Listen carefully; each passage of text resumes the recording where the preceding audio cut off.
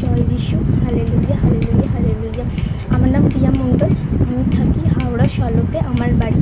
আমি একটা সাক্ষ্য দিচ্ছি। আমি প্রায় 5 বছর পর মা হলাম প্রভু যিশুর দয়াতে। তার জন্য পিতা পুত্রকে জানাই অসংখ্য অসংখ্য ধন্যবাদ। প্রভু তোমার গৌরব ও প্রশংসা, জয় যিশু, হালেলুয়া। স্যারের সঙ্গে আমার পরিচয় হয়েছে ইউটিউবের মাধ্যম দিয়ে। আমি অনেক হতাশার মধ্যে ছিলাম, নিরাশার মধ্যে ছিলাম, আমি কোথাও গিয়ে স্বস্তি পাচ্ছিলাম না। তখন স্যারের ভিডিও হঠাৎ করে আমার চোখের সামনে এলো। স্যারের ভিডিওগুলো আমি দেখলাম, দেখে সাক্ষ্যগুলো দেখলাম, দেখে আমার খুব ভালো লাগলো। তখন স্যারকে আমি মেসেজ করলাম। আমি দেখলাম যে হঠাৎ আমার বুকে ব্যথা হচ্ছে, কোমরে ব্যথা হচ্ছে, খুব কষ্ট পেতাম। যতক্ষণ ওষুধ খাচ্ছি ততক্ষণ ভালো। তারপরে দেখলাম তারপরে স্যারকে আমি মেসেজ করলাম, করার পর স্যার আমাকে প্রার্থনা দেয়। আমি দেখলাম সুন্দর হয়ে গেলাম।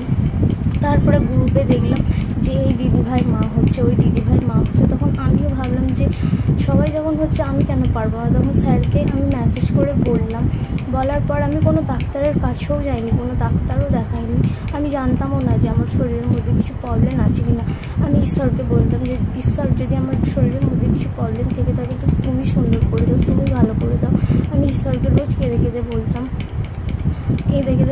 ঈশ্বরের কাছে আমি রোজ প্রার্থনা করতাম। করার পর 3 মাস পর আমি জানতে পারিনি যে আমি মা হতে চলেছি। তার জন্য পিতা পুত্রকে জানি অসংখ্য অসংখ্য ধন্যবাদ, অসংখ্য অসংখ্য ধন্যবাদ হোক প্রভু। আর আমাদের স্যার অমিত মণ্ডল, স্যারের তো কোনো কথাই হবে না, তুলনাই হবে না। আমাদের স্যার আমাদেরকে এত সুন্দর প্রার্থনা দেয়, এত সুন্দর বাক্য দেয়। সত্যি স্যার আপনাকে অসংখ্য অসংখ্য ধন্যবাদ। তো আমি বলবো, যারা হতাশ হয়ে যাচ্ছ, যারা নিরাশ হয়ে যাচ্ছ, একদম হবেন না। আপনারা ঈশ্বরের উপরে বিশ্বাস রাখুন, ভরসা রাখুন। আপনারাও ঠিক পারবেন মা হতে। আমি যখন আজ 5 বছর পর মা হতে পেরেছি, আপনারা কেন পারবেন না? ঠিক পারবেন। প্রভুর ওপর বিশ্বাস রাখুন। আর আমাদের স্যারের এত সুন্দর পরিষেবা, স্যারের পরিষেবা খুব ভালো, খুব ভালো। তো প্রভুর ওপর বিশ্বাস রাখুন, আপনারাও ঠিক মা হতে পারবেন। জয় যিশু, হালেলুয়া।